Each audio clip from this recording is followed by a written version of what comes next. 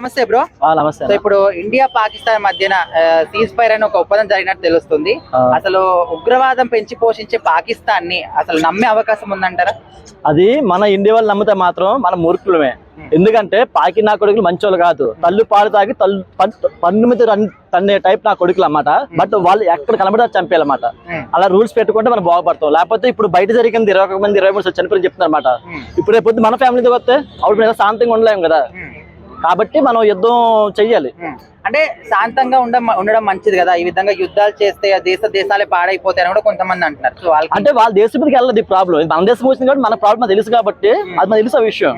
అంటే వాళ్ళ దేశం మీద రాదు కాబట్టి వాళ్ళు ఎలాగైనా సరే ఆ శాంతి అని చెప్తారు. కానీ మనం అనుభవించాం కాబట్టి మనకు నొప్పి మనం తెలుస్తుంది కాబట్టి దాని తగ్గ మనం ఫైర్ అవ్వాలి. లేకపోతే రేపు పొద్దున్న మన ఇళ్లలోకి వచ్చి కాల్స్తారు. ఎల్లరికి వచ్చి ఇప్పుడు మన ఇండియన్ ఆర్మీ చేసినటువంటి అటాక్ కి దీనికి తాళలేక తట్టుకోలేక వాళ్ళు ఈ విధంగా ఒప్పందం చేసుకున్నామని బతిలాడుతున్నారు అనుకోవచ్చా?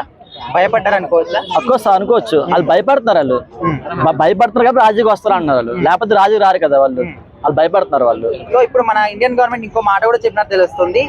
మన బార్డర్ దాటి ఒక్క బుల్లెట్ పాకిస్తాన్ యువతలకు వచ్చినా కూడా ఖచ్చితంగా దేశం మొత్తాన్ని కూడా లేపేస్తామని చెప్పినట్టు తెలుస్తుంది. సో ఇది కరెక్ట్ అయిన డిసిషన్ అనుకుంటున్నారు. అది జరగాలన్నది అది జరగాలి. అలా జరిగితే కదా మనకు బాగుంటది.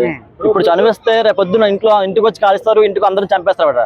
ఇప్పుడు మన ఐకమత్యం ఉండి మన హిందువులు అందరూ కలిసేసి పాకిస్తాన్ ఉన్న ముస్లిమ్స్ వాళ్ళు వేసేస్తాం అనుకో, మనకు కూడా రేపొద్దున్న శ్వాసకి బతకగలమాట. లేకపోతే ముందు కూడా మన ఇండియా వెనకబడిపోతుంది అనమాట. ఇంకా వాళ్ళు వచ్చేసి ఇదే మన పాకిస్తాన్ అంటారు. అప్పుడు మనం ఏం పీకుదాం? అప్పుడు మనం ఏం పీకలేం కదా. అప్పుడు మీది ఇండియా కదా, మాది ఇండియా వచ్చి అడుగుతారు. మనం ఏం చేయగలం? అప్పుడు మనం చేసింది ఏమీ లేదు. ఇప్పుడే మనం ఎదుర్కొంటే రేపు పొద్దున్న కళ్ళు మూసుకొని నిద్రపోవచ్చు ఇంట్లో, ఎవరి ఇంట్లో వాళ్ళు.